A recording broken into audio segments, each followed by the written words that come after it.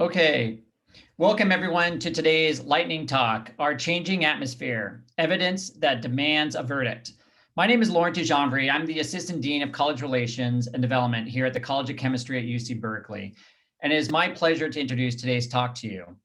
Today's talk is part of Berkeley Ecosystems, a new initiative where you can learn, explore, and connect with Berkeley faculty, alumni, students, and industry innovators on relevant topics. Next month, we are hosting a panel led by Professor Teresa Head Gordon on applications of data science and informatics. We hope you will join us at 11 a.m. on May 20th by registering in the link provided in the chat today or later at ecosystems.berkeley.edu. Now for a few logistical matters regarding today's discussion. Today's panel discussion is being recorded, as were all past and future events. In the coming days, you'll find the recording of today's events and other past content at ecosystems.berkeley.edu. We invite you to look at both this and past recordings at your convenience. While today's talk will take up much of our allotted time, we are planning to field a few questions today towards the end of our discussion. So please use the Q&A function as opposed to the chat function to share any thoughts or pose any questions to our speaker. And finally, directly following our event, you will receive a short survey. Please take a moment to give us feedback on today's discussion, and more importantly, provide us input on future topics that you might be interested in hearing. And now it is my great pleasure to introduce today's guest speaker, Professor Jeff Reimer. Jeff received his bachelor's degree from UC Santa Barbara and his doctorate from Caltech. Prior to his faculty appointment at Berkeley, he was a postdoctoral fellow at IBM Research in New York.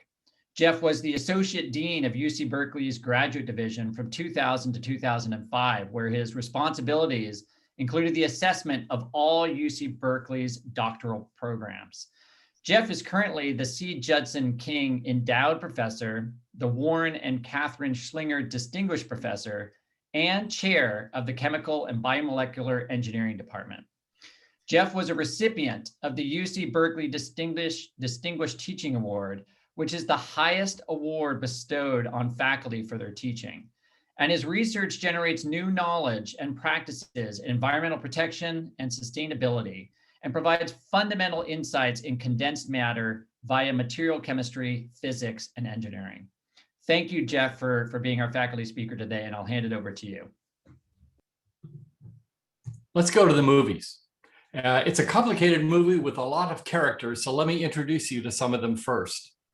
On the left-hand side of the screen, you're going to see the concentration of CO2 in the atmosphere in parts per million, not much. On the right-hand side, you see the same thing. At the bottom of this movie, you'll see the place on the equator where the concentration of CO2 is measured in the atmosphere. And up here on the map, you'll see dots, and those are the places where the measurements have been taken. This one in particular is pretty important. It's a red dot on the one of the Hawaiian Islands. And then on this axis down here, you're going to see time. And this movie is going to show us time and concentration and position all at the same time for, let's say, about 50 years or so. So let's go ahead and start the movie, shall we? So let's start making some observations about what we're seeing. So first of all, in the northern hemisphere, the concentration of CO2 bounces up and down. In the southern hemisphere, particularly at the South Pole, it also bounces up and down, not as much, and out of phase with the one in the northern hemisphere. And you see there's lots of measurement stations coming online as time progresses. Some of them are quite noisy. And then the other thing you're going to notice, of course, is that the baseline level keeps rising amidst these yearly fluctuations. So let's just keep an eye on a minute. In January of '79, it was 336 parts per million. And this clock is going to run until about 2016 or so. So let's just take that in for a minute, the time series and the position series. We're getting close to 2016, and you're going to see this marker go up above 400 parts per million. In January of 2016, that was the number. Let's go back in time some more. At the Hawaiian Islands, we'll see why those are important later, to the 1950s or so. And then let's use ice cores to look at the concentration of CO2 in the atmosphere going way back in time. So now we're back to zero. Now we'll use ice cores from other sorts of sources, and we're going to look at the concentration of CO2 going back 800,000 years. Remember, we're up here today, and here where we are, we're going to see these peaks go up and down. The concentration of CO2 has fluctuated by many, 100 part per million or so in various ways over the past years. So this is a map of how the concentration of our atmosphere, the concentration of CO2 is changing. And this little movie just shows you some of the countries and some of the institutions within those countries that have contributed to these data sets. I just point this out because there are some among you who may perhaps think that all of us conspire together to manufacture data, but you can see it's quite an enormous list of countries and peoples, some of which are not friendly to one another. So the question is, what's going on? So the curve that begins in the Hawaiian Islands comes from Dave Keeley, a picture of him here. He died a few years ago. And this curve is an ACS national landmark, and it shows the concentration of CO2 as both rising and fluctuating. And of course, the question you're going to ask yourself is why? Well, one way or one suggestion is that the CO2 concentration is going up because we're burning things. And if you look at the simple stoichiometry of this reaction, if our engines are responsible for CO2, then we must be consuming oxygen. And it was Dave's son, Ralph, who actually in the 1990s began a series of pioneering measurements in which indeed he showed that the concentration of O2 is going down in proportion to how the CO2 is rising. And interestingly enough, for those of you who are measurement fanatics, the concentration of O2 fluctuating by parts per million is difficult to measure in a background of 20% or so. So it was the oxygen to nitrogen ratio that really shows this. And Ralph Keeling has gone on to show that the slope of this line and the stoichiometry of these reactions match once you take into account the amount of CO2 that is absorbed in the soils and into the oceans. So it is our engines that are responsible for CO2 in the atmosphere. It seems very hard to imagine how our burning can make a change in such a large quantity. So let's take a look at one coal-fired power plant at the Polish-German border, the Jęczwalde power station. And just as a reminder that coal still represents about a quarter of Germany's power, although as we know, it is going down. So let's go to this coal-fired power plant. It's one of the engineering marvels of Europe. It's a 3 gigawatt power plant. And you might ask, well, how much CO2 comes from this Jęczwalde coal-fired power plant? Well, because we're good at these kind of things as alumni, we can take 3 gigawatts, look at the heating value of coal, look at how much coal is consumed. It's burned with a certain efficiency that goes with these kinds of power plants. And we can figure out that this power plant consumes 25,000 tons of coal per day. That's a big number. So let's think about it this way. That's 218 railroad cars of coal per day, every day of the year, is the amount of coal that's consumed by the Jęczwalde power plant. So how much CO2 is that? We know the stoichiometry of the coal reaction. We know how to convert mass into a volumetric flow rate. We remember that the exhaust gas from a coal-fired power plant is 12%. And so this particular power plant produces an exhaust gas of 3,292 cubic meters per second. It's a big number. So how do we get our head around a large volume of warm, wet gas? Let's use this as an architectural landmark. Here's the Trump Tower. It turns out to be about 300,000 cubic meters. So the Jęczwalde coal-fired power plant would fill the Trump Tower every 92 seconds, and 12% of that is CO2. So one power plant contributes a lot of CO2. How do we look at the bigger picture? Let's go to the year 2017 and ask how much CO2 came just from coal-fired power plants during that year. And the answer is about 1,400 million tons of CO2 just from coal-fired power plants. As a comparison, that same year, we produced 344 million tons of plastics, all plastics. In other words, in 2017, coal-fired power plants put about 4 times as much carbon into the air as we produced for our plastic toys. So the atmosphere is changing because we are using the atmosphere as the receptacle for our carbon waste. And there's plenty of waste to actually introduce enough CO2 to go to 300, 400 and higher parts per million. Now, the question that the Keelings ask, of course, is how does the Earth cope with this CO2? That is, we introduce it into the atmosphere, what happens next? And there's a great analytical tool that helps us understand that. And as alums, I don't have to spend too much time explaining variance spectrums to you. But on the y-axis is the change in concentration of CO2 in the atmosphere. And on the x-axis is the time scale that that thing affected that change.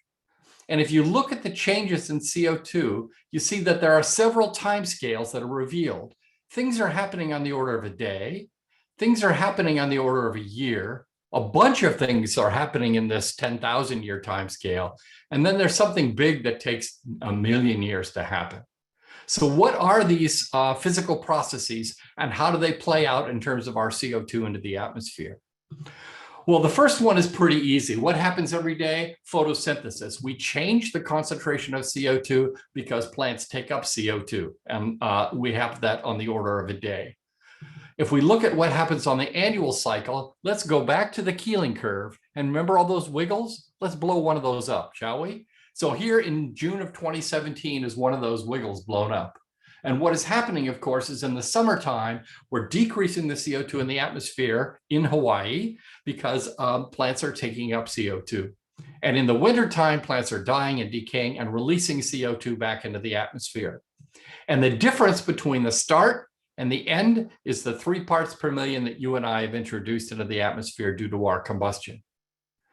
Now, the astute among you will probably raise your hand and say, wait a minute. If that's going on in the northern hemisphere, the opposite's going on in the southern hemisphere, why don't they cancel each other out? Great question. And the answer is, to a large extent, the northern and southern hemispheres don't mix air very well. And it is also true that the northern hemisphere has far more plants than the southern hemisphere, or more land area. So that's the reason why we're able to look at these yearly events in the northern hemisphere at the Hawaiian Islands. Now, what's going on at the 10,000 year timescale? And well, you might ask, how is it we get data for CO2 going back 10,000 years, or 100,000 years, or 800,000 years? And the answer is these beautiful ice cores. There's a picture I've taken from the internet here that shows an ice core taken from the Arctic, Antarctic, excuse me. So here is what happens. 800,000 years ago, snow fell onto the ground and the snow entrained in it some of the air. And then the next year, and then the next year, and the next year. So as you go down in the ice, you're actually able to sample the atmosphere from years and years ago. And that's what these ice cores are showing. And I'll just mention, you'll notice the French, the Russian, and French, Chinese, and American flag shown here in this picture. That reminds you of the international collaborations. So how do we explain then these fluctuations that go on 10,000 year timescales? It is one of the more important problems in geophysics and geochemistry today, because there are many processes that can account for that, including changes in the radius of the Earth around the sun, the changing solar output. And so here's a graph now over 800,000 years of these fluctuations. And you'll recognize that there are some high concentrations and some low. And we call these ice ages, and we know about these. And so what causes those? Unclear, but the current hypothesis, which is being tested by our clever scientists now, is that there's a large bolus of CO2 that was taken up by plants in warm ocean waters that descended with cold waters, is transported via thermohaline circulation, and then reappears and re-releases CO2, takes up CO2 and re-releases. And this is a 10,000 year timescale sort of phenomenon. But it is one of our most important intellectual challenges going forward in the future. So what is this carbon timescale at very, very long times? What's going on there? And for that, we have to take a step back and ask, how does the Earth respond, the global Earth respond to CO2? So CO2 and water in the air react to form carbonic acid. That's soda water, if you like. The soda water etches minerals from the soil to introduce bicarbonate into the soil, which is incorporated into, for example, shells. And those shells will sit on the seafloor, and then they are subducted by plate tectonics deep into the Earth, where it gets very hot. The carbonates decompose, release CO2 in volcanoes, and you form the silicates again. And this is this huge global carbon cycle that includes the surface, it includes the oceans, and it includes volcanic activity. Now, what's interesting about this graph is you might ask, so what is the size of the reservoirs that hold carbon? So let's just make the total amount of carbon in the atmosphere unit 1 and ask how much carbon is in the oceans, about 50 times as much, 100 times as much in surface rocks, 5 million times as much deep in the earth. So whatever is happening at this particular time scale is ultimately passivated by this long time scale that moves through here, in which this carbon is in contact with a much, much larger reservoir. So that's on the order of 10 million years. So now that's how the Earth responds to CO2. So what is our contribution? Our using the atmosphere as our waste receptacle. So these were the fluctuations that give rise to this one. This is this 800,000 year time scale. Let's expand that and remind ourselves that today, or this week, we are at 419 parts per million. So what does that look like on the 100-year time scale on this graph?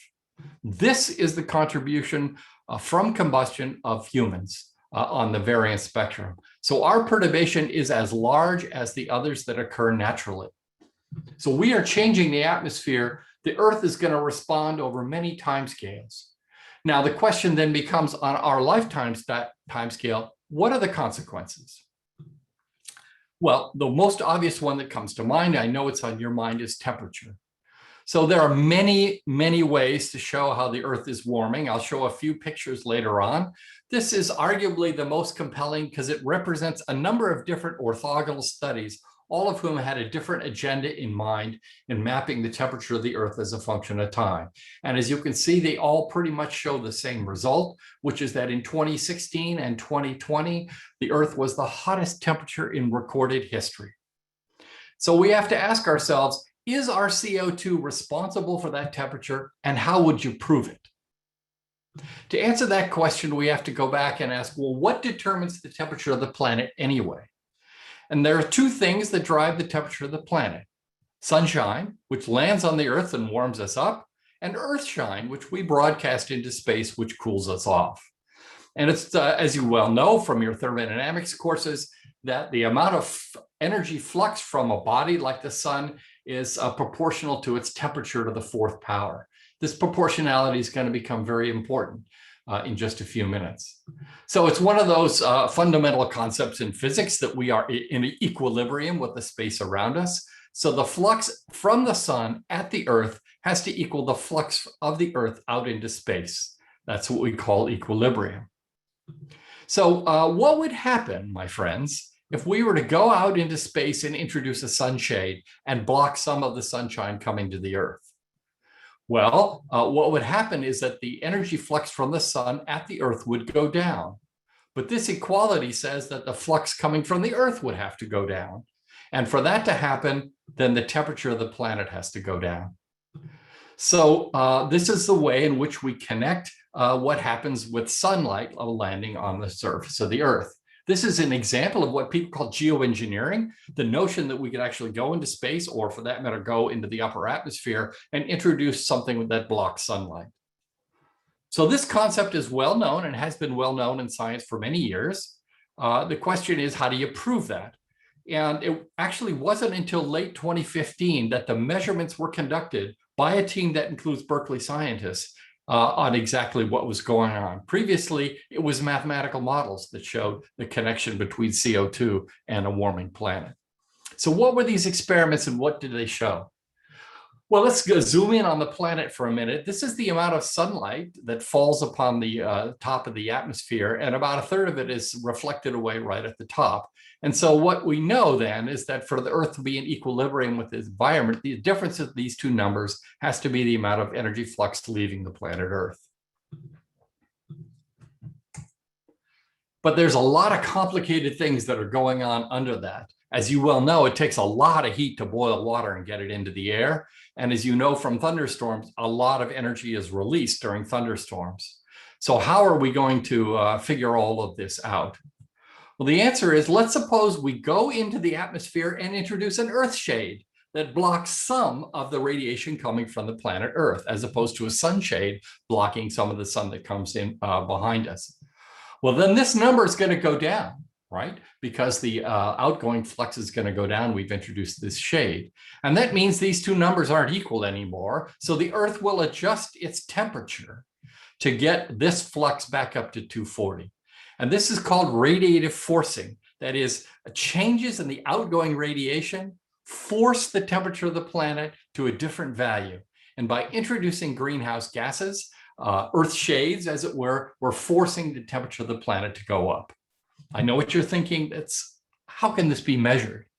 Very, very intelligent people go after this. First of all, you go into space, you take a satellite with infrared cameras, and you measure these quantities. On the planet, you use other kinds of infrared cameras to measure the sunlight coming onto the surface of the Earth and how much of the energy is reflected from greenhouse gases, which you are measuring in real time.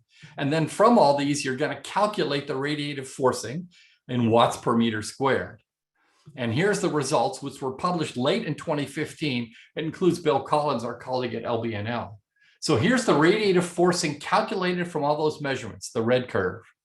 Here's the concentration of CO2 in the atmosphere in the gray curve. And here's the trend line for temperature shown here in the blue line. And this establishes clearly then that radiative forcing is what's causing our planet to warm, and it's the CO2 waste that's doing it.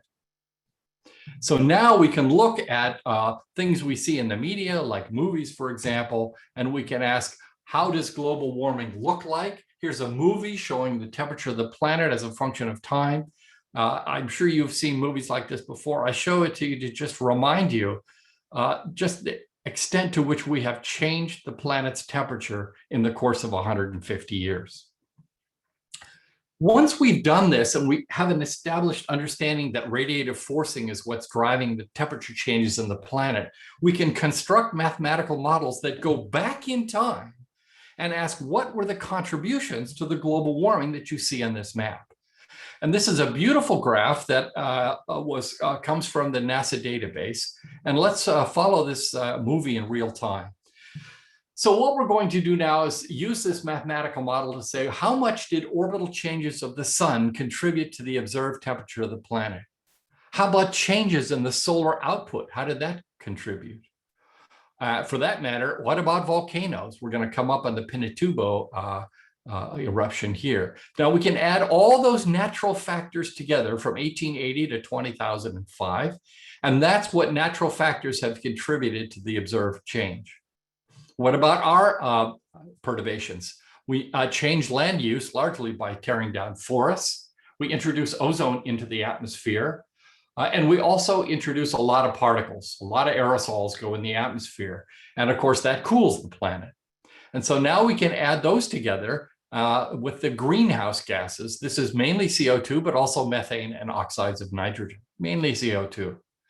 So I'm going to jump down here and show the human factors and how they compare to the observed data.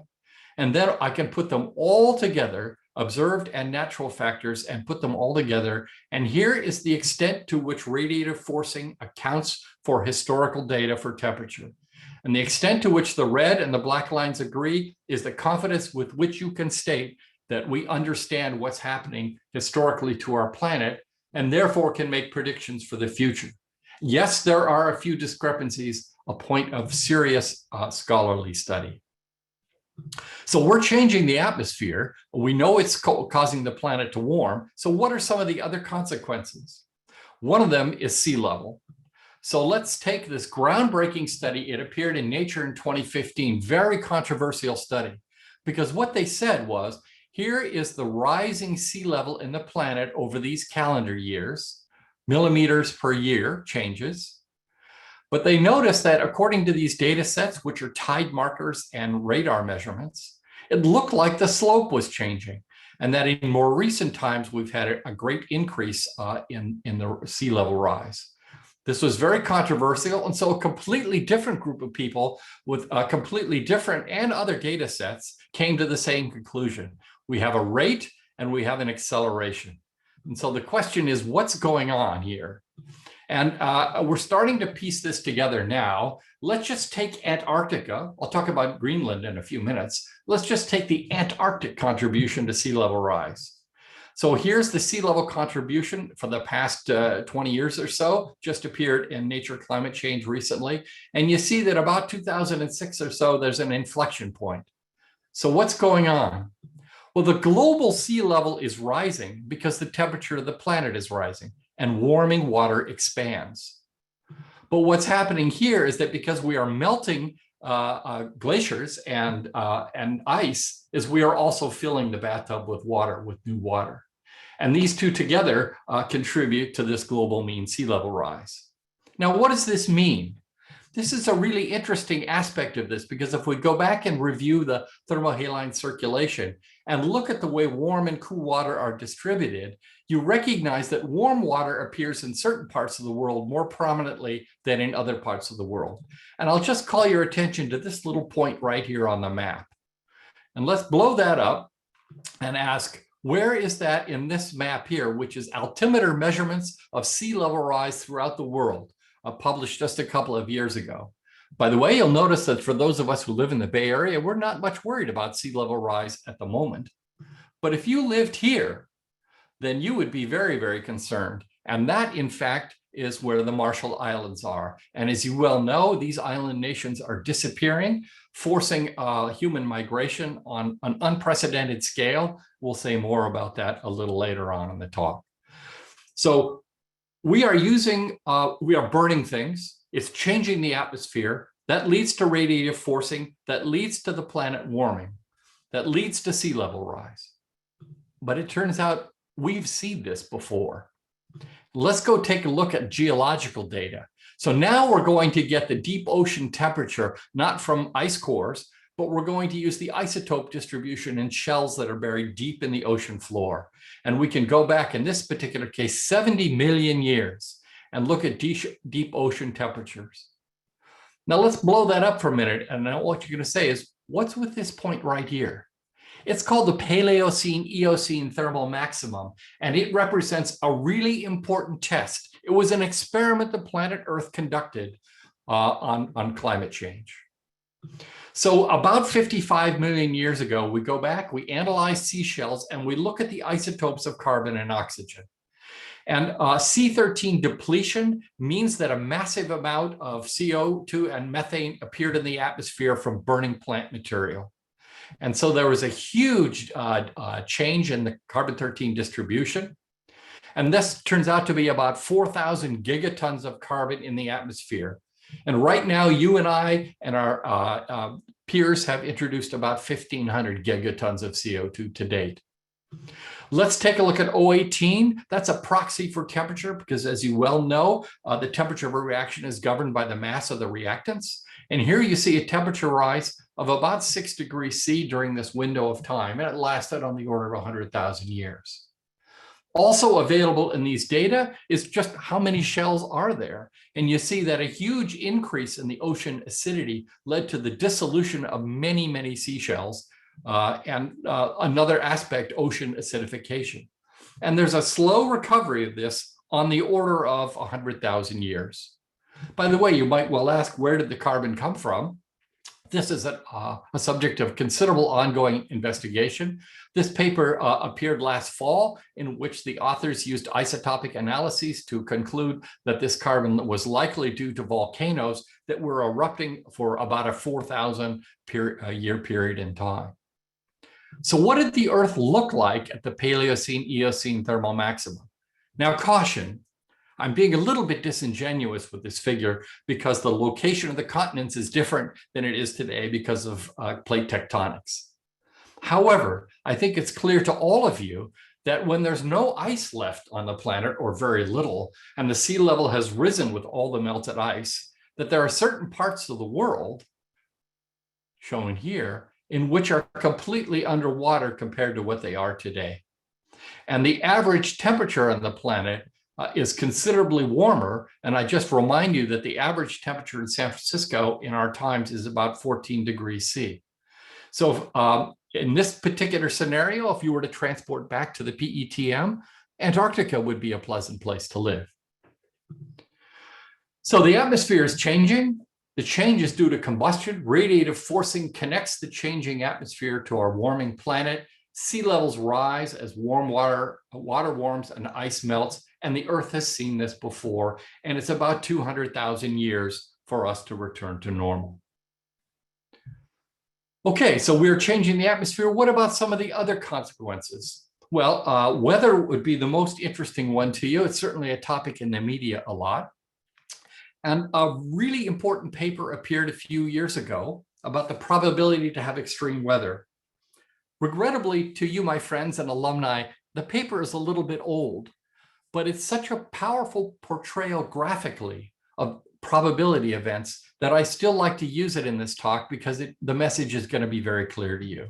Jim Henson and his colleagues, before he was retired back at NASA, published this paper, and it's, I think, very, very dramatic. So let's start by taking, for example, the average temperature in San Francisco over a window of time. And we write those numbers down, and we're going to get a bell curve for the probability of a certain temperature, maybe much like the grade distribution in organic chemistry when you took that course. And you have a median, and right now the San Francisco average is 14 degrees C. And the question you want to ask is, probability tells us that a 2 sigma or 3 sigma event is rare. And so the authors wanted to know how much of the Earth has experienced a 2 or 3 sigma event in recent times compared to the average of these years. And the authors were telling us, and you intuit this right away, don't you, that a small change in the median leads to a big change in the tails. Let's see how that plays out. We're going to make graphs now. We're going to plot the extreme weather on the planet expressed in terms of the standard deviation, with red being a 2 sigma and brown being a 3 sigma deviation. What does that look like? So in 1955, this is what the Earth looked like. 1965, some places cooler, some places warmer. 1975. Are you ready? The authors only included the latest one, 2011. And you know 2016 and 2020 were the warmest years in recorded history. The authors have made this very, very clear graphically that a small change in the median warmer means that we are going to experience extreme events on the warm scale in abundance, as has been shown true. What are some of the other consequences? Glaciers, ice levels, ocean currents. We've been talking about those. Let's go to glaciers for a minute. Here's the Rhone Glacier in Europe. My daughter and I parked her car right there and hiked across this, and here's the front of the glacier. Take some measurements there. The Rhone Glacier, beautiful place. What did it look like 150 years ago, 170 years ago? Well, this is a postcard you can get when you visit this little village. And you'll notice here's in the picture here, these buildings are here and here. And you see that the front of the glacier is much, much lower. In fact, if you were to hike up this canyon, you'll find there are markers on the canyon that show you the progress or the decrease of the front of this glacier with time. We have a lot of data on glaciers. Just the front variation alone, look at thousands of measurements where we're looking at these over a period of time. And what do they show? If we look at all glaciers, they're all shrinking. And the 30 famous glaciers, as the authors pointed out, are also shrinking. Yes, there are a few that are growing, but the numbers are very, very clear. How about ice? Let's take a movie now and look at the extent of Arctic sea ice as a function of time. So here's 1985, 1990, and you can see pretty clearly that the extent of the sea ice minimum is decreasing. Let's watch that movie again. And of course, as you probably know, many capitalists are talking about an ice-free Arctic and the opportunity to extract minerals and wealth from the emerging ice-free. So the Arctic sea ice is minimum. Let's go to Greenland. Again, a recent paper from Greenland looked at the satellite data for ice mass as a function of time. And then they used radar and optical measurements to look at the water flow off of Greenland. And you see that Greenland is indeed losing a lot of ice. Let's go to the South Pole, to the Antarctic. Let's look at the ice sheet, different kind of graphics. Here you see the total mass of Antarctica, and the brown shade represents mass loss in this decade, and the blue shade represents mass gained. And then these little circles represent measurements from around the Antarctic Peninsula, and these are summaries of various regions. You with me so far? They're 79 to 89. 89 to 99, 99 to 2009, 2009 to 2017. We're losing ice from Antarctica, and images from the media affirm this for you.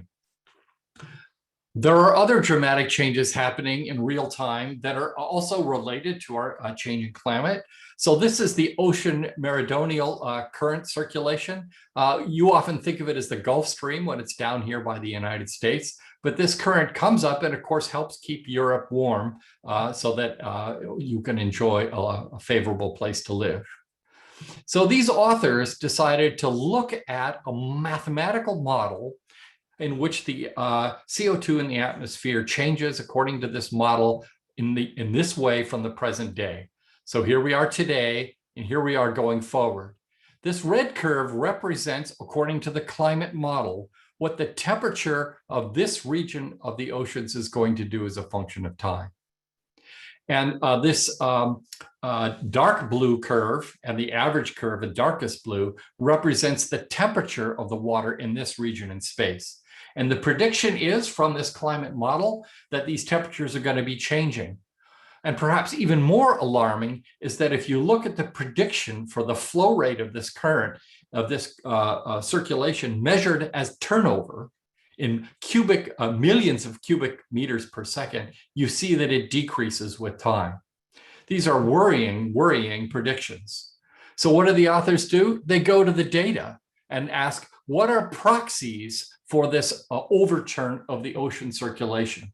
I won't take the time to go through them now, but I'll just remind you that all those proxies are affirming what has been seen in the mathematical model, which is that the overturning circulation is weakening. Here's that picture again. What does that mean? So for example, warming water and changing current means that more coastal flooding in the eastern United States. And because cold water in the subpolar regions correlates highly with the storm extremes in Europe, we're going to see increased storms. So look, here we are. The Earth's atmosphere is changing rapidly, and a lot of things are happening as a consequence of that. These are some of the physical attributes that are changing. I tend to focus on those because I'm trained in the physical sciences. If we wanted to talk about biology, that would take a whole nother hour seminar. In fact, maybe even a whole another course. But I do want to point out just a few things about you and I, about humans, as part of this. What are the consequences of our changing atmosphere? An interesting one turns out to be inequality. So let's look at a paper published by Marshall Burke, got his PhD at Berkeley, I might add, now a professor at Stanford, and ask what has happened with regard to inequality. This is not a mathematical model going forward. This is a mathematical model looking back. And as I showed you before, this is a map of how the Earth's temperature has changed over time, this period of time from 1986 to the present day. And these authors do analyses of economic data, and they show, for example, that if you're in a cool country like Norway, over this window of time, the net impact for warming has been to increase your GDP. That is, cool countries benefit from having global warming. Warm countries, on the other hand, such as India, experience cumulative losses with a warming planet, largely because the production of the lands goes way down. So we can make that into a world map and ask, what is the probability of economic damage associated with global warming? Not predicted, but the past measured global warming. And you can see that from 61 to 2010 and from 91 to 2010, there's a wide swath of the planet that represents the majority of our population that suffer the most for economic damage from our climate change. That's a disturbing notion. What about humans? So here's a multi-continental authorship from a paper that appeared last year on the question they asked is, what climates do humans like to live in, work, and farm in, let's say, the last 6,000 years? So here's an interesting map of these data. On the left is the mean annual temperature. On the x-axis is the mean rainfall. Humans 500 years ago lived in a pretty narrow range, 10 to 20 C, and about 44 inches of rain per year. It is true we have a broader range now, as we did historically, but if you'll notice, both our crop production, our livestock production, and our GDP are fairly narrow focused into what I would call a comfort zone. And the question the authors wanted to ask is, does climate change force us out of our comfort zone? The answer is yes.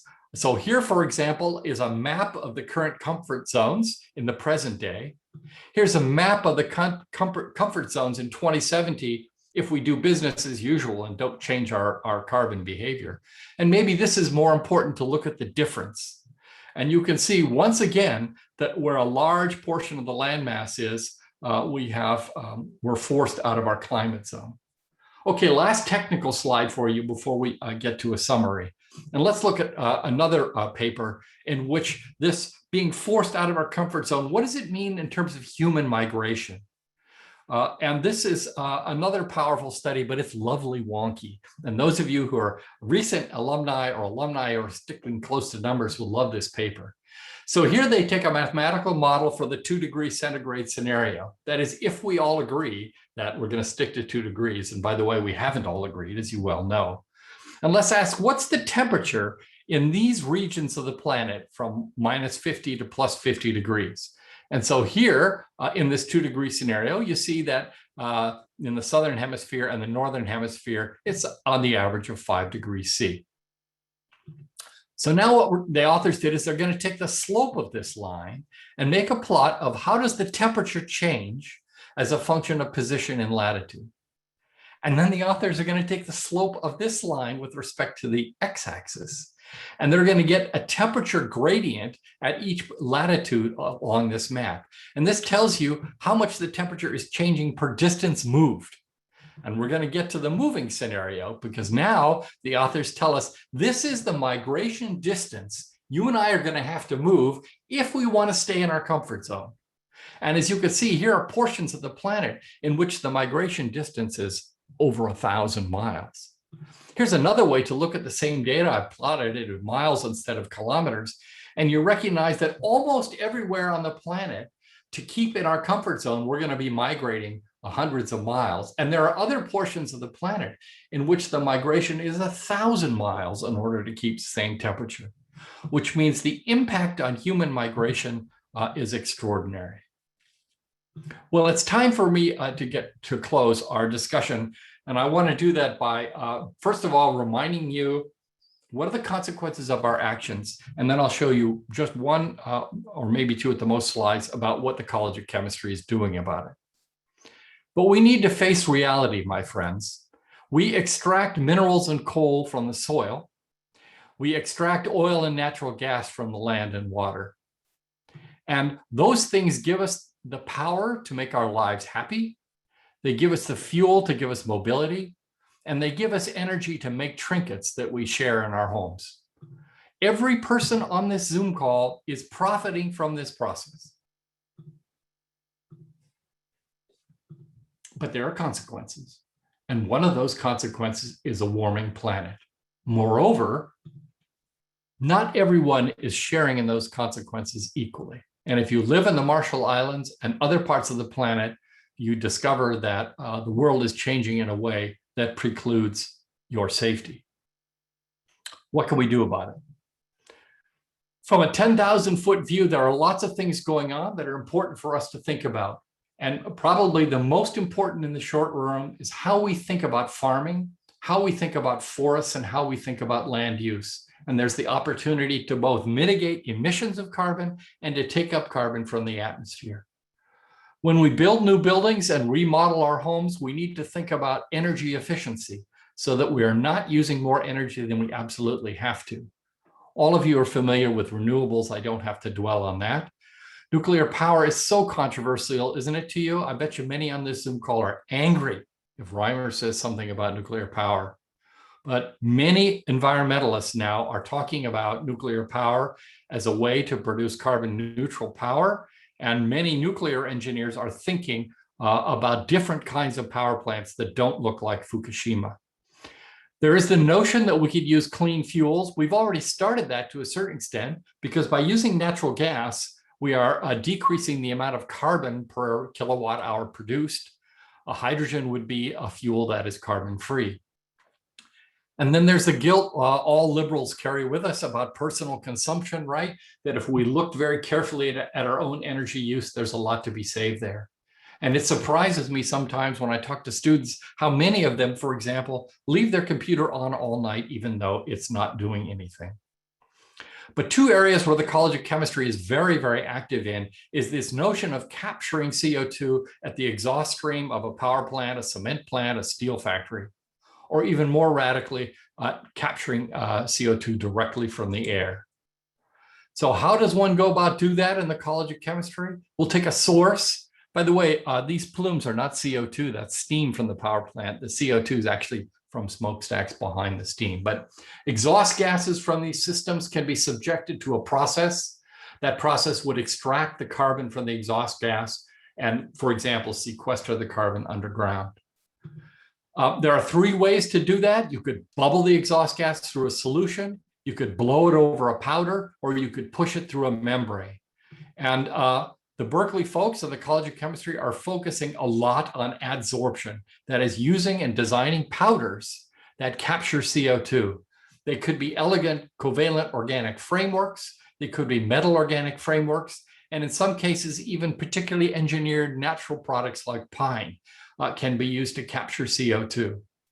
And even more dramatic and crazy is this notion that we could actually push air through devices and do direct air capture to actually decrease the amount of carbon in the atmosphere. And some of your professors and our current students and staff are all working on these topics. I just close now by telling you that I would really like it if you would join this extraordinary mission to mitigate the effects of our carbon waste on the planet. Thank you very much for coming today and for your attention. And let's see, Lo, if there are questions, we have a few minutes to answer them. Thank you, Jeff. What a great talk. Hearing you talk about the science that's affecting our planet always inspires me to act differently and think differently.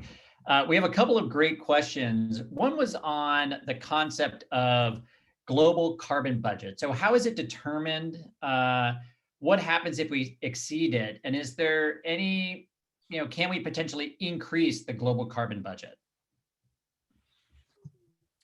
Yeah, that's a great question. So let me just make sure we're all on the same page. The global carbon budget, I think the questioner is referring to the amount of carbon humans can produce and put into the atmosphere. And right now, our budget is more than our income. So we're going into a negative balance. So we are a long way from balancing our carbon budget. And so I'm not going to even guess as to what it would take to make that happen. As you probably read in the news, political entities are making promises about decreasing emissions to a certain value. That's all very exciting. And of course, we need to be working on that. But let's say it's 2050 and the emissions have gone to zero. That is, our global carbon budget we are now introducing no carbon into the atmosphere. We still have all the gigatons of carbon we put in the atmosphere, and the temperature change associated with that, and all those consequences are still going to be playing out.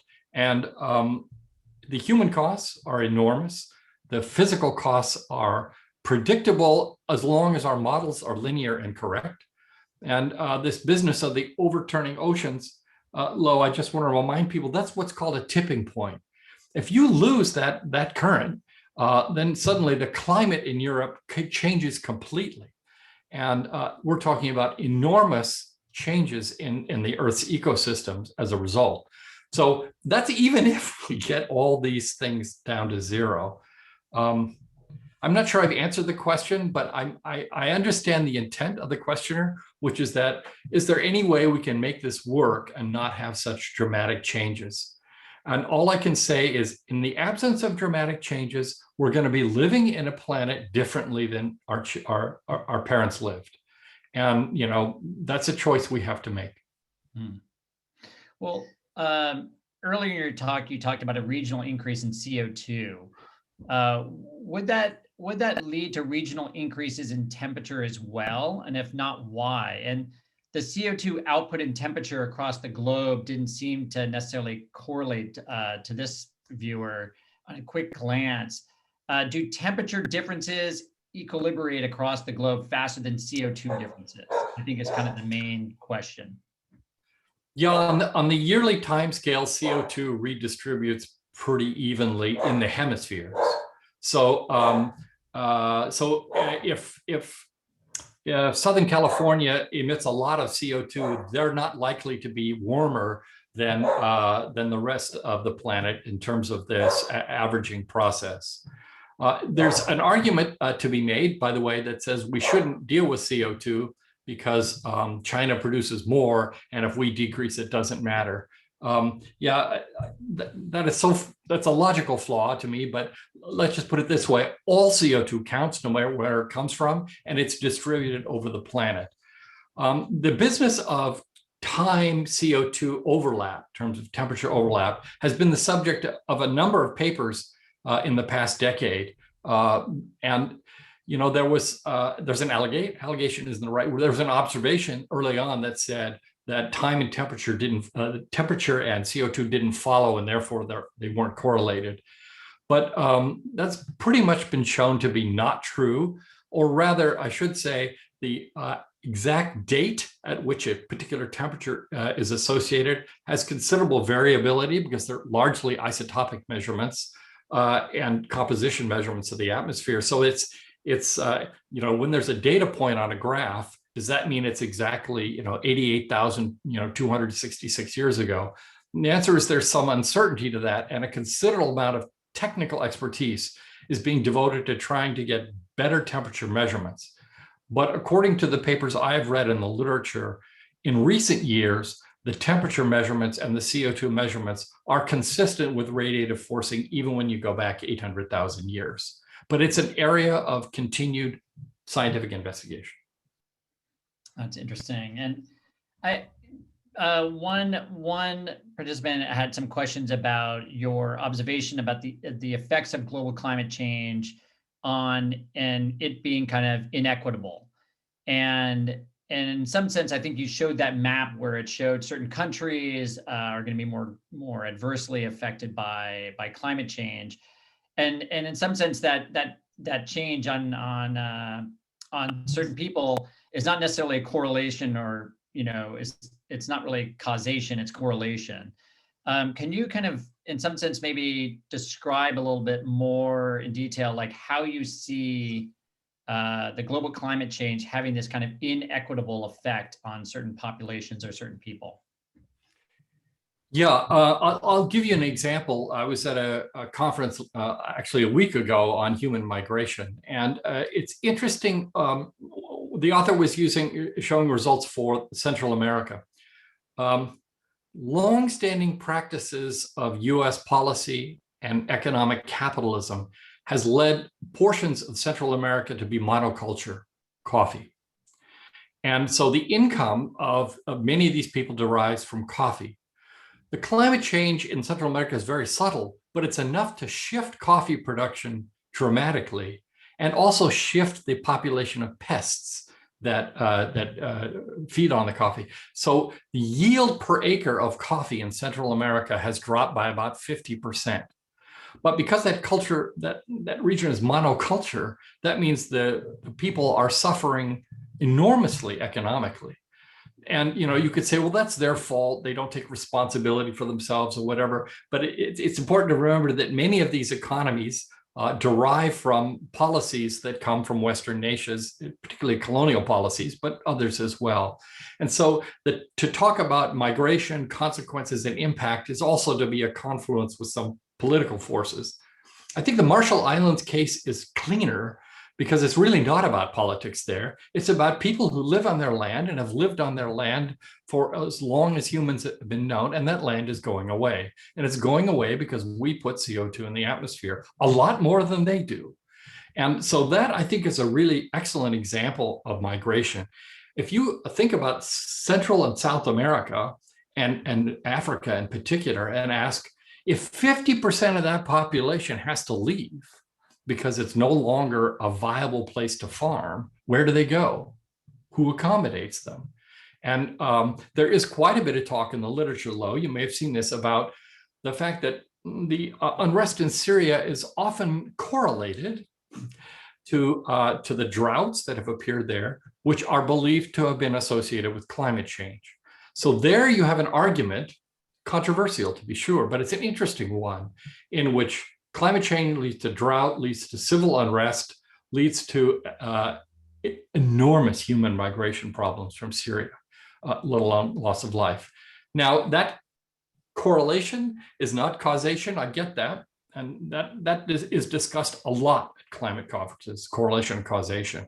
And one of the reasons I chose not to talk about some of the effects of climate change on human behavior is because these are well-established correlations. And until we understand how a warming body changes our brain chemistry, we don't really have causation, we have correlation. So I stayed away from that. So I tried to stick to the things where I think the correlation has longstanding impact. I'm gonna try to combine a couple questions in this last question for you. So some people were really interested in your mentioning kind of geoengineering solutions, which of course could have some major implications of different countries taking different geoengineering solutions to their own hands or benefit. You also mentioned some of the things that Berkeley is working on, such as MOFs and absorptions. Could you maybe talk about a little bit of what are the most exciting solutions to the carbon in our atmosphere and the global warming challenge? Like what are you most excited about and see kind of as the most viable solution to reverse this course we're on? I think my personal opinion, Lo, the most underappreciated thing that I'm not talking about in any detail has to do with farming and management of carbon in the soils. This is a huge possible win in terms of decreasing the CO2 in the atmosphere. It's also a huge possible win for the productivity of our crops and the sustainability of the kind of farming we do. I think it's the Marin Carbon Project. Maybe people in the Zoom call know about that. It's a great model to look at. It works. It has to be propagated. These practices have to be propagated, but they can be easily, and it's no extra cost to the farmer, or if the extra cost is there, it's no worse than subsidies we presently give farmers. I'm really keen on carbon management in the soils. I think it's a very, very exciting opportunity. It may come as no surprise to you, Lo, that I'm a huge fan of electric vehicles. CO2 from tailpipes is about 24% of our CO2 emissions. And, the trend to move to electric vehicles is not perfect, but in terms of CO2 mitigation from combustion, it's a huge win. And it has to be managed carefully. In this conference I was at last week, those of you who live in the Bay Area, drive on San Pablo Avenue and look at the number of stores that are associated with internal combustion. Smog checkers, oil changers, all these things that are associated with the petrochemicals in our car, those go away with an electric vehicle. And those are livelihoods. People own those businesses and they make money. So we need to manage this transition to electric vehicles in a way that is sustainable for all of us, even the people who own those little stores on SP Avenue. But I think electric vehicles are a big win. I'm really excited about it. That's something that's happening. The transition to renewables is also a huge win. Lo, you and I are old enough, well, at least I'm old enough anyway, to have seen wind and solar power, drop in price enormously. We're talking about wind power now at 1 or 2 cents a kilowatt hour. I mean, that's truly game changing. And what I see as an enormous opportunity for the College of Chemistry alumni is the electrification of our sort of chemical economy. Right now, we burn stuff to make stuff. But if we were using electrons to make that stuff, and the electrons came from solar and wind, it could be really transformative and enormous opportunities for new jobs, new ideas, new businesses, new growth, new taxes. All these things can come from that. So that's another big win that I'm seeing. What you're probably not hearing from me is sunshade or earth shades, dust in the atmosphere, those kind of things. But I have to tell you, Lo, you probably know this. You know, I'm a huge fan of science fiction. I teach the science fiction class. I enjoy it very much. There's a recent book by Kim Stanley Robinson called The Ministry of the Future. And those of you on the Zoom call who are readers, buy that book and read it, because the author, very talented, lives in Davis, an highly award-winning author, talks about the world in 2040 to 2070 and what can happen in economics, in geology, in farming, and what can a country do that the rest of the world can't do. It's really a beautiful book. It's very compelling. It's a bit wonky, but for college alums, right on target. Well, I want to be mindful of time. I must say Berkeley and the world is a much better place with you in it, Jeff. Your insights on the effects of carbon on our atmosphere and what might help us alleviate this is extremely thought-provoking and incredibly relevant for today's world. We hope you all have enjoyed this talk on Berkeley ecosystems. Please check us out at ecosystems.berkeley.edu. Quick reminder to take the post-event survey. We really appreciate your feedback and input. And as always from Berkeley, Jeff, and you can join me on this, we always sign off with a Go Bears. Bears. Thank you all. Thank you all. Thank you, Lo. So long.